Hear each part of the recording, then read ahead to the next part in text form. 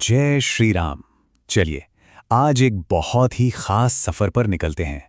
हम मिलकर समझने की कोशिश करेंगे संपूर्ण हनुमान चालीसा के गहरे अर्थों को। तो आज हम यही करने वाले हैं। हर एक दोहे और हर एक चौपाई के पीछे जो गहरा आध्यात्मिक संदेश छिपा है ना, उसे जानेंगे। इससे क्या होगा, हमारी भक्ति और भी मजबूत होगी। तो बस अब आराम से बैठ जाइए, अपने मन को शांत कीजिए और दिल में भक्ति का भाव जगाकर चलिए इस पावन पाठ में पूरी तरह से डूब जाते हैं। आपको पता है, हनुमान चालीसा की शुरुआत सीधे हनुमान जी की स्तुति से नहीं होती, बल्कि गुरु की वंदना से होती है। और ये हमें एक बहुत बड़ी बात सिखाता है कि किसी भी आध्यात्मिक सफर को शुरू करने से पहले गुरु का आशीर्वाद लेना कितना जरूरी है। क्यों? ताकि हमारा मन, हमारा दिल पूरी तरह से साफ हो सके। तो ये है पहला दोहा। इसमें गोस्वामी तुलसीदास जी ने एक बहुत ही सुंदर कल्पना की है।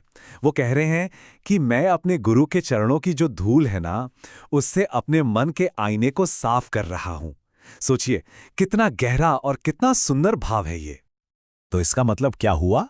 मतलब ये कि अगर हमें आत्मज्ञान पाना है या ईश्वर की महिमा का गुणगान करना है, तो उससे पहले हमारे मन का साफ होना बहुत बहुत जरूरी है।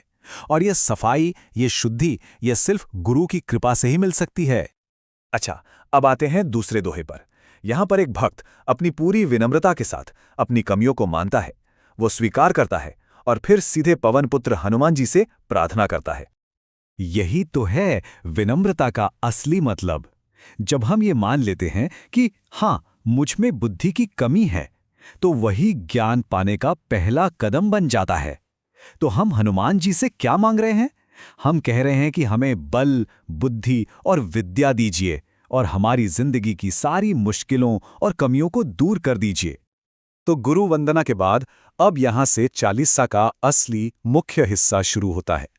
अब हम जानेंगे हनुमान जी के दिव्य रूप के बारे में, उनके गुणों के बारे में और उनकी उन शक्तियों के बारे में जिनकी कोई सीमाएं नहीं है।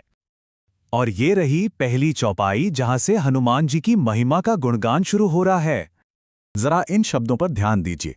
यहां हनुमान जी को सिर्फ एक वानर देव नहीं कहा जा रहा, उन्हें ज्ञान और गुणों का सागर कहा गया है। एक ऐसा सागर जिनका प्रकाश, जिनकी कीर्ति तीनों लोकों में फैली हुई है। अब जो अगली चौपाइयां हैं ना, वो तो मानो हनुमान जी का एक चित्र ही हमारे सामने बना देती हैं। ऐसा लगता है जैसे वो हमारे सामने ही खड़े हों। सोचिए, सोने जैसा दमकता हुआ शरीर, कानों में कुंडल, घुंघराले बाल और हाथों में क्या है, वज्र और ध्वजा। ये सब उनके शौर्य और उनके तेज को दिखाते हैं। और ये चौपाई, सच कहूं तो ये हनुमान जी के पूरे जीवन का, उनके अस्तित्व का सार है। उनका सबसे बड़ा मकसद क्या है, वो इस चौपाई में पता चलता है। मतलब हनुमान जी की सारी ताकत, सारी बुद्धि, उनका पूरा वजूद, सब कुछ सिर्फ और सिर्फ भगवान राम की सेवा के लिए है। इससे बड़ा निस्वार्थ भक्ति का उदाहरण क्या हो सकता है ना? उनको खुशी ही इसी बात से मिलती है कि वो प्रभु राम का काम करें और उनकी कथा सुनें। तो चलिए अब चालीसा के उस हिस्से में चलते हैं जहां हनुमान जी के उन महान और चमत्कारी कामों के बारे में बताया गया है जो उन्होंने भगवान राम की सेवा में किए थे। आप बस कल्पना करके देखिए कि उन्होंने हर सिचुएशन में खुद को कैसे बदल लिया। जब मां सीता के सामने जाना था तो एकदम छोटा सा विनम्र रूप धर लिया। जब लंका जलानी थी तो एक विशाल भयानक रूप ले लिया। और जब लक्ष्मण जी के प्राण बचाने थे तब तो वो पूरा का पूरा पहाड़ ही उठा लाए। मतलब जो काम कोई सोच भी नहीं सकता, उन्होंने वो कर दिखाया। और जानते हैं, इस निस्वार्थ सेवा के बदले उन्हें सबसे बड़ा इनाम क्या मिला?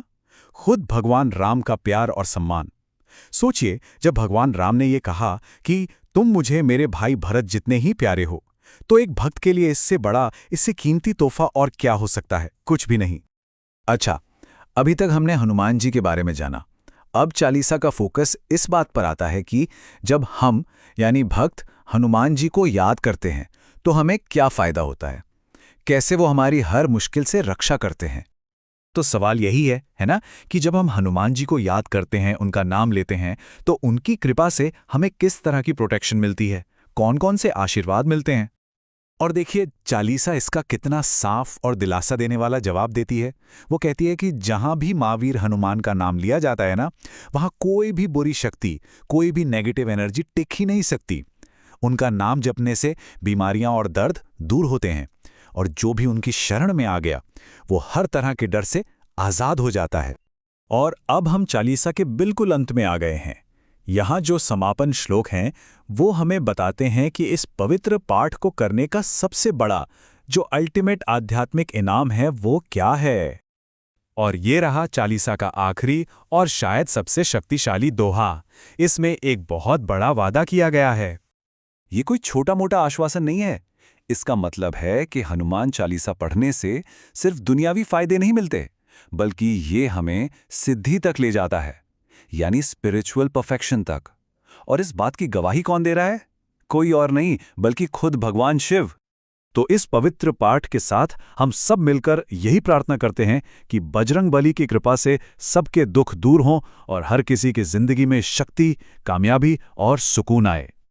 तो चलिए एक साथ बोलते हैं, जय हनुमान, जय बजरंगबली, जय श्री राम।